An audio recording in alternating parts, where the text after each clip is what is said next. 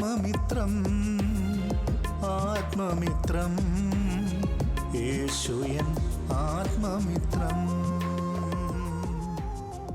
ആത്മമിത്രം ആത്മമിത്രം.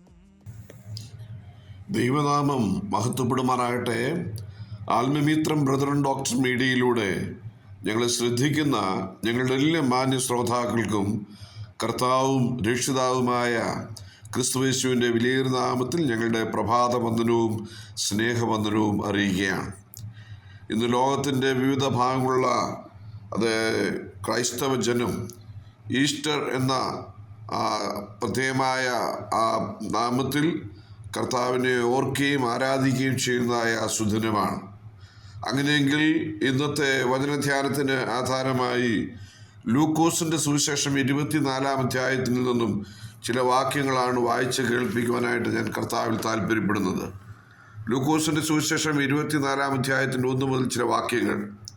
അവർ ഒരുക്കിയ സുഗന്ധവർഗ്ഗം എടുത്ത് ആഴ്ചവട്ടത്തിൻ്റെ 1-ാം ദിവസം അതികാലത്ത് കല്ലറയ്ക്കലെത്തി. കല്ലറയിൽ നിന്ന് കല്ല് ഉരുട്ടിക്കളഞ്ഞതായി കണ്ടു. അകത്ത് കടന്നപ്പോൾ കർത്താവായ യേശുവിൻ്റെ ശരീരം കണ്ടില്ല. അതിനെക്കുറിച്ച് അവർ ചഞ്ചലിച്ചിരിക്കുമ്പോൾ മിന്നുന്ന വസ്ത്രം ധരിച്ച 2 പുരുഷന്മാർ അരികെ നിൽക്കുന്നത് കണ്ടു. ഭയപ്പെട്ട് മുഖം കുനിച്ച് നിൽക്കുമ്പോൾ അവരോട്, നിങ്ങൾ ജീവനുള്ളവനെ മരിച്ചവരുടെ ഇടയിൽ അന്വേഷിക്കുന്നതെന്ത്? അവൻ ഇവിടെ ഇല്ല, ഉയർത്തെന്നിട്ടിരിക്കുന്നു എന്ന് പറഞ്ഞു. പ്രിയപ്പെട്ടവരെ, ഈ വേദഭാഗങ്ങളിൽ നമുക്ക് കാണാൻ കഴിയുന്നത് നമ്മുടെ കർത്താവായ യേശു ക്രിസ്തുവിൻ്റെ ഉയർത്തെഴുന്നേൽപ്പിനെ കുറിച്ചാണ്. ലൂക്കോസിൻ്റെ സുവിശേഷം 24-ാം അധ്യായം നാം വായിക്കുമ്പോൾ ആഴ്ചവട്ടത്തിൻ്റെ 1-ാം ദിവസം അതിരാവിലെ ഒരുക്കിയ സുഗന്ധവർഗവുമായി കല്ലറയ്ക്കൽ എത്തിയ സഹോദരിമാർ കണ്ടത് ഒഴിഞ്ഞ കല്ലറയും കേട്ടത് അവൻ ഇവിടെ ഇല്ല, ഉയർത്തെന്നിട്ടിരിക്കുന്നു എന്നുള്ള ദൂതൻ്റെ ശബ്ദവുമാണ്. ഉലകമഹാന്മാരുടെ കല്ലറകൾ പലതും അടഞ്ഞു കിടക്കുമ്പോൾ കഴിഞ്ഞ 2025-ലധികം വർഷമായി യെരുശലേമിൽ ഒരു തുറക്കപ്പെട്ട കല്ലറ മാത്രം കിടക്കുന്നു. അത് യേശു കർത്താവിൻ്റെ കല്ലറയാണ്. അവനിൽ അവതരിച്ചിട്ടുള്ളതായ മഹാന്മാരുടെ ശരീരങ്ങൾ മണ്ണിലലിഞ്ഞ് ചേർന്നപ്പോൾ ഇവിടുത്തെ ദ്രവത്വം കാണാത്ത ഏക ശരീരം നമ്മുടെ കർത്താവായ യേശു ക്രിസ്തുവിൻ്റെതാണ്. ആയതിനാൽ ഈ കർത്താവിൽ നമുക്ക് പാപമോചനവും മോക്ഷപ്രാപ്തിയും ഉണ്ട് എന്നുള്ള സത്യമാണ് നമ്മെ ഓർപ്പിക്കുന്നത്. ലൂക്കോസിൻ്റെ സുവിശേഷം 24-ാം അധ്യായത്തിൽ തുറക്കപ്പെട്ട ധാരാളം കാര്യങ്ങളെക്കുറിച്ച് രേഖപ്പെടുത്തിയിരിക്കുന്ന ഒരു പുസ്തകമാണ്. ഒന്ന്, തുറക്കപ്പെട്ട കല്ലറയെക്കുറിച്ച് ഇവിടെ ഓർപ്പിക്കുകയാണ്. 24-ാം അധ്യായത്തിന് 1 മുതൽ 12 വരെയുള്ള ഭാഗങ്ങൾ നമുക്ക് കാണാൻ കഴിയും. 2, തുറക്കപ്പെട്ട തിരുവെഴുത്തുകൾ 24-ാം അധ്യായത്തിന് 13 മുതൽ 32 വരെയുള്ള ഭാഗങ്ങളിൽ തുറക്കപ്പെട്ട തിരുവെഴുത്തുകളെ കുറിച്ച് വായിക്കുന്നു. 3, തുറക്കപ്പെട്ട ബുദ്ധി 24-ാം അധ്യായത്തിൻ്റെ 32 മുതൽ 49 വരെയുള്ള ഭാഗങ്ങളിൽ നമുക്ക് കാണാൻ കഴിയും. 4, തുറക്കപ്പെട്ട സ്വർഗം 24-ാം അധ്യായത്തിൻ്റെ 50 മുതൽ 53 വരെയുള്ള വേദഭാഗങ്ങളിൽ നമുക്ക് ഈ കാര്യങ്ങൾ കാണാൻ കഴിയുന്നുണ്ട്. വിവിധ കാര്യങ്ങൾ മനുഷ്യവർഗത്തിന് നൽകിയ യേശുനാഥൻ്റെ അന്ത്യസമയത്തെക്കുറിച്ച് വളരെ വ്യക്തമായി ഓർപ്പിച്ച് ഉണർത്തുന്നു. ഈ എഴുത്തുകാരൻ യേശുക്രിസ്തുവിനെ ഉയർത്തെഴുന്നേറ്റവനായിട്ടാണ് നമുക്ക് വെളിപ്പെടുത്തി തന്നിരിക്കുന്നത്. 1-ാമത്തെ ഞായറാഴ്ച തന്നെ അവൻ തൻ്റെ ശിഷ്യന്മാർക്ക് കുറഞ്ഞ പക്ഷം 5 പ്രാവശ്യം പ്രത്യക്ഷപ്പെട്ട കാര്യം വിശുദ്ധ തിരുവെഴുത്തിൽ 4 സുവിശേഷകന്മാരിൽ 3 പേർ രേഖപ്പെടുത്തിയിരിക്കുന്നത് ഞാൻ നിങ്ങളെ ഓർപ്പിക്കാം. 1, മഗ്ദലക്കാരത്തി മറിയയ്ക്ക് പ്രത്യക്ഷപ്പെട്ട കാര്യം യോഹന്നാന്റെ സുവിശേഷം 20-ാം അധ്യായത്തിൻ്റെ 11 മുതൽ 18 വരെയുള്ള വാക്യങ്ങളിൽ നമുക്ക് കാണാൻ കഴിയും. മറ്റ് സ്ത്രീകൾക്ക് മത്തായിയുടെ സുവിശേഷം 28-ാം അധ്യായത്തിൻ്റെ 9-10 വാക്യങ്ങളിൽ. എമ്മോസിലേക്ക് പോയ ശിഷ്യന്മാർക്ക് ലൂക്കോസിൻ്റെ സുവിശേഷം 24-ാം അധ്യായത്തിൻ്റെ 13 മുതൽ 22 വരെയുള്ള വാക്യങ്ങളിൽ. ശിമോൻ പത്രോസിന്, തോമസ് ഒഴികെയുള്ള 10 ശിഷ്യന്മാർക്ക് യോഹന്നാന്റെ സുവിശേഷം 20-ന്റെ 19 മുതൽ 24 വരെയുള്ള വാക്യങ്ങളിൽ നമുക്ക് കാണാൻ കഴിയും. എന്നാൽ 24-ാം അധ്യായത്തിൻ്റെ 13 മുതൽ 22 ഭാഗത്ത് പെസഹ പെരുന്നാൾ കഴിഞ്ഞ് ഭവനത്തിലേക്ക് മടങ്ങുന്ന യാത്രാ വിവരണമാണ് നമുക്ക് കാണാൻ കഴിയുന്നത്. ലൂക്കോസ് 24 അധ്യായത്തിൽ അത് രേഖപ്പെടുത്തിയിരിക്കുകയാണ്. ആ യാത്രയെക്കുറിച്ച് നിങ്ങളോട് ചില കാര്യങ്ങൾ വേഗം ഓർപ്പിക്കാം എന്ന് കർത്താവിൽ ആഗ്രഹിക്കുകയാണ്. ഒന്ന്, യാത്രയുടെ ഒരു ആരംഭത്തെക്കുറിച്ച് നാം ചിന്തിക്കേണ്ട ആവശ്യമുണ്ട്. അതായത് ദ കമൻസ്മെന്റ് ഓഫ് ജേർണി. അതായത് കാൽവരിയുടെ ചിന്തയോടുകൂടിയാണ് തങ്ങൾ നടന്നത്. ഈ യാത്രക്കാർക്ക് പെട്ടെന്ന് എന്തുണ്ടായി?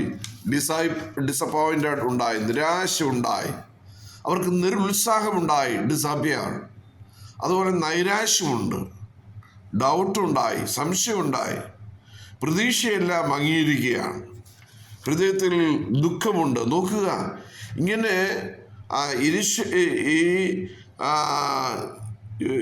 യെരുശലേമിന്റെ അന്ധകാരത്തിൽ നിന്ന് ആ അനുഭവത്തിലൂടെയാണ് ഇവർ യാത്ര ചെയ്തു പോകുന്നത്. അതേസമയം യേശു താനും അവരോട് ചേർന്ന് നടന്നു എന്ന് 24 അധ്യായത്തിന്റെ 15 വാക്യത്തിൽ നമുക്കത് കാണാണ്ട് കഴിയും. 24 അധ്യായത്തിന്റെ 15 വാക്യത്തിൽ നമ്മളിങ്ങനെ വായിക്കുന്നു, യേശു താനും ചേർന്ന് നടന്നു. സംസാരിച്ചും തർക്കിച്ചും കൊണ്ടിരിക്കുമ്പോൾ യേശു താനും അടുത്തു ചെന്ന് അവരോട് ചേർന്ന് നടന്നു എന്ന് നമ്മൾ വായിക്കുന്നു.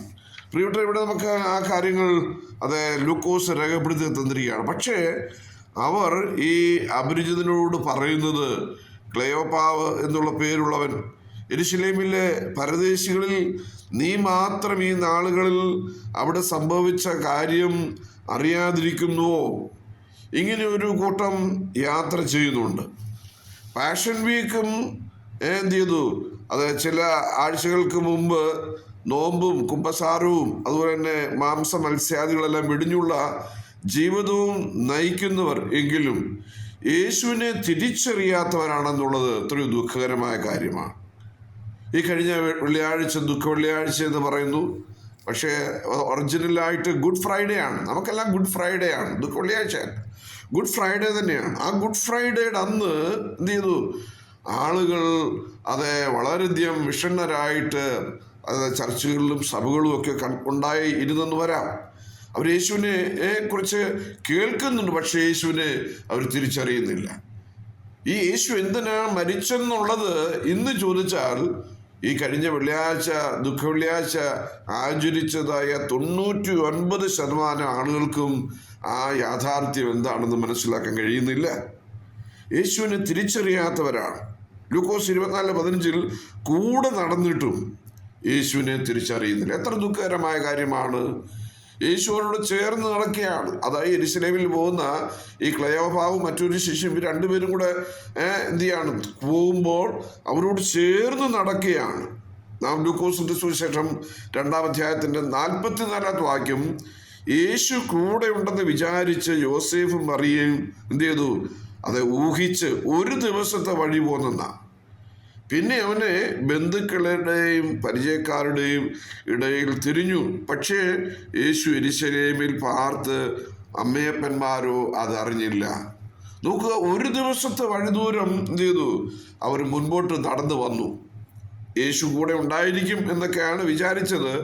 പക്ഷേ യേശു കൂടെ ഉണ്ടായിരുന്നില്ല എന്ന് നമുക്ക് മനസ്സിലാക്കാൻ കഴിയും. മൂന്നാമത്തെ കൂട്ടരാകട്ടെ കല്ലറയ്ക്ക് പോയ മഗ്ദലക്കാരിയാണ്. യേശു പ്രത്യക്ഷപ്പെട്ടു, പക്ഷേ യേശുവിനെ തിരിച്ചറിഞ്ഞില്ല.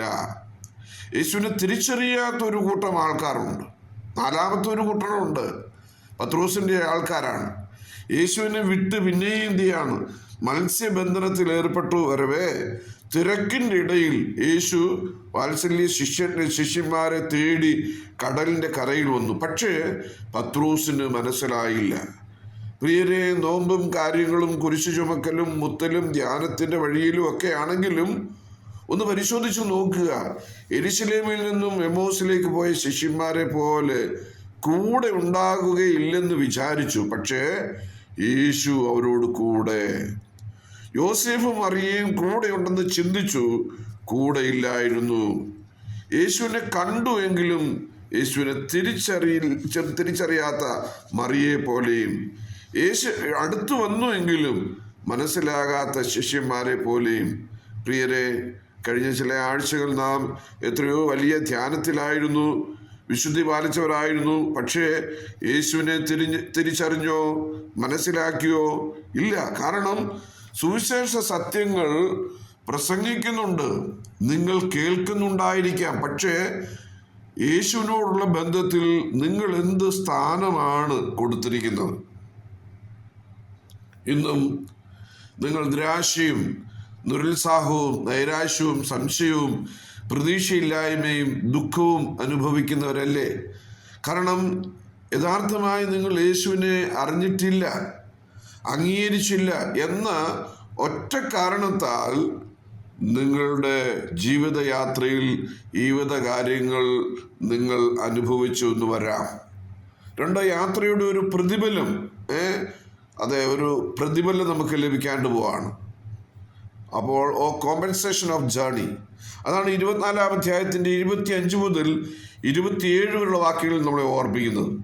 അപ്പോൾ കർത്താവിൻ്റെ ആ സഹയാത്രിത്വം നിരാശയിൽ നിന്നും നിരുത്സാഹത്തിൽ നിന്നും നൈരാശ്യത്തിൽ നിന്നും ഹൃദയത്തെ എന്ത് ചെയ്തു? ഉത്തേജിപ്പിച്ചു. Stirred their word. അവൻ്റെ വാക്കുകൾ അവരെ ഉത്തേജിപ്പിച്ചു. അവരുടെ വലിയ തെറ്റ് കർത്താവ് ഓർപ്പിക്കുകയാണ്. 24-ന്റെ 25-ാമത്തെ വാക്യത്തിലാണ് ആ കാര്യം കർത്താവ് ഓർപ്പിക്കുകയാണ്. എന്താണ് അവരുടെ വലിയ തെറ്റ്? അവരോട്, അയ്യോ ബുദ്ധിഹീനര്, പ്രവാചകന്മാർ പറഞ്ഞിരിക്കുന്നതെല്ലാം വിശ്വസിക്കാത്ത മന്ദബുദ്ധികളെ, ക്രിസ്തു ഇങ്ങനെ കഷ്ടം അനുഭവിച്ചിട്ട് തൻ്റെ മഹത്വത്തിൽ കടക്കേണ്ടതല്ലയോ എന്ന് പറഞ്ഞു. നോക്കുക, ഇവിടെ അവരോടുള്ള ബന്ധം നമുക്ക് മനസ്സിലാക്കാൻ കഴിയുന്നത് അവരുടെ വലിയ തെറ്റ് കർത്താവ് ഓർപ്പിക്കുന്നു. എന്താണ്? അയ്യോ ബുദ്ധിഹീനരെ, പ്രവാചകന്മാർ പറഞ്ഞിരിക്കുന്നതെല്ലാം വിശ്വസിക്കാത്ത മന്ദബുദ്ധികളെ, ക്രിസ്തു ഇങ്ങനെ കഷ്ടം അനുഭവിച്ചിട്ട് തൻ്റെ മഹത്വത്തിൽ കടക്കേണ്ടതല്ലയോ എന്ന് പറഞ്ഞു. കഷ്ടാനുഭവങ്ങൾ വിശ്വസിക്കുന്നു, എന്നാൽ അവൻ്റെ പുനരാഗമനം വിശ്വസിക്കാത്ത പലരുമുണ്ട്. ഞാൻ പറഞ്ഞത് ഒന്നുകൂടെ ഓർപ്പിക്കാം. കഷ്ടാനുഭവങ്ങൾ വിശ്വസിക്കുന്ന ധാരാളം ആളുകളുണ്ട്. ജോലി അന്ന് വേണ്ട എന്ന് വെച്ച് രാവിലെ തൊട്ട് വൈകുന്നേരം വരെ അത് ചില പള്ളികളിലോ മറ്റു പുണ്യ സ്ഥലങ്ങളിലൊക്കെ ഇരുന്ന് എന്ത് ചെയ്യാണ്? കഷ്ടാനുഭവത്തിൻ്റെ ധ്യാനത്തിലും ചിന്തയിലും ഒക്കെ ഇരിക്കുന്ന ധാരാളം ആളുകളുണ്ട്. പക്ഷേ യേശുക്രിസ്തു വീണ്ടും വരും എന്നുള്ളതായ ആ കാര്യം, അതായത് യേശുക്രിസ്തുവിൻ്റെ പുനരാഗമനം വിശ്വസിക്കാത്ത പലരുമുണ്ട്. പ്രതീക്ഷിച്ച മശിയെക്കുറിച്ചുള്ള ആ എല്ലാ സത്യങ്ങളും കർത്താവ് എന്ത് ചെയ്തു? ഒന്ന് ചുരുക്കി പറഞ്ഞു. ആദ്യം കഷ്ടമനുഭവിക്കണം, പിന്നീട് ഭരിക്കണം. ഒന്ന് ഛേദിക്കപ്പെടണം, ക്രിസ്തു ക്രൂശിൽ മരിച്ചേ മതിയാകുകയുള്ളൂ. 2 പിന്നീട് രാജ്യം പ്രാപിക്കണം. കർത്താവിൻ്റെ സംബോധന ശ്രദ്ധിക്കണം. ബുദ്ധിയില്ലാത്ത എന്നുള്ള ശബ്ദമാണ്. ബുദ്ധിഹീനരെ, മന്ദബുദ്ധികളെ, O foolish man and slow of heart to believe in all the prophets have spoken. ഗലാത്യരോട് പൗലോസും അതേ ഇങ്ങനെയാണ് ഓർപ്പിക്കുന്നത്. എന്താണെന്നറിയാമോ? അവരോട് പറയുകയാണ്, യേശുക്രിസ്തു ക്രൂശിക്കപ്പെട്ടവനായി നിങ്ങളുടെ കണ്ണിന് മുൻപിൽ വരച്ചു കാട്ടിയിരിക്കെ നിങ്ങളെ ക്ഷുദ്രം ചെയ്ത് മയക്കിയതാര്? U foolish Galatians. അവരോട് പറയുകയാണ്, നിങ്ങളെ ഇങ്ങനെ ക്ഷുദ്രം ചെയ്ത് മയക്കിയതാറ്? യേശുക്രിസ്തുവിനെ എന്ത് ചെയ്തു? ക്രൂശിക്കപ്പെട്ടവനായി നിങ്ങളുടെ ഇടയിൽ എന്ത് ചെയ്തു? നിങ്ങളുടെ ഇടയിൽ വരച്ചു കാണിച്ചു തന്നു. നിങ്ങളുടെ കണ്ണിന് മുൻപിൽ വരച്ചു കാണിച്ചു. എന്നിട്ടും നിങ്ങൾ എന്ത് ചെയ്യാണ്? നിങ്ങൾ അത് വിശ്വസിക്കുന്നില്ല. 1-ാമത്തെ വാക്യം. ഇതിൽ പൗലോസ് പറയാണ്, നിങ്ങളെ വിളിച്ചവനെ വിട്ട് നിങ്ങൾ എത്ര വേഗത്തിൽ വേറൊരു സുവിശേഷത്തിലേക്ക് മറിയുന്നത് കൊണ്ട് ഞാൻ ആശ്ചര്യപ്പെടുന്നു. 1:7. ചിലർ നിങ്ങളെ കലക്കി മയക്കി ആകിയാൽ നിങ്ങൾ കൈക്കൊണ്ട സുവിശേഷത്തിന് വിപരീതമായി ആരെങ്കിലും പ്രസംഗിച്ചാൽ അവൻ ശപിക്കപ്പെട്ടവനാണ്. പ്രിയപ്പെട്ടവരെ, അങ്ങനെ ഈ യാത്രക്കാരുടെ കൂടെ ഭക്ഷണത്തിനിരുന്നു. അവൻ അപ്പമെടുത്ത് അനുഗ്രഹിച്ചു നുറുക്കി അവർക്ക് കൊടുത്തു. ഉടനെ അവരുടെ കണ്ണ് തുറന്നു, അവർ അവനെ അറിഞ്ഞു, അപ്രത്യക്ഷനായി എന്നുള്ളത് വായിക്കുന്നു. അതാണ് 2-ാമത്തെ നിലയുള്ളതായ ആളുകളെ കുറിച്ച് നമുക്ക് ചിന്തിക്കാനായിട്ട് കഴിയുന്നത്. 3, യാത്രയുടെ ഒരു പൂർത്തീകരണമുണ്ട്. ആ പൂർത്തീകരണത്തെ കുറിച്ച് നമ്മൾ ചിന്തിക്കുന്നത് വളരെ നന്നായിരിക്കും. Conclusion of journey. അത് 24-ാം അധ്യായത്തിൻ്റെ 31-ാമത്തെ വാക്യത്തിൽ നമ്മളിങ്ങനെ വായിക്കുന്നു. ആ 31-ാമത്തെ വാക്യത്തിൽ ഇങ്ങനെ പറയാണ്, പച്ച മരത്തോട് ഇങ്ങനെ ചെയ്താൽ ഉണങ്ങിയ 24-31 നമ്മളിങ്ങനെ വായിക്കുന്നത്, ഉടനെ അവരുടെ കണ്ണ് തുറന്നു, അവർ അവനെ അറിഞ്ഞു, അവൻ അവർക്ക് അപ്രത്യക്ഷനായി. പ്രിയപ്പെട്ടവരെ, അവരുടെ കണ്ണുകൾ കർത്താവ് എന്ത് ചെയ്തു? കർത്താവ് തുറന്നു.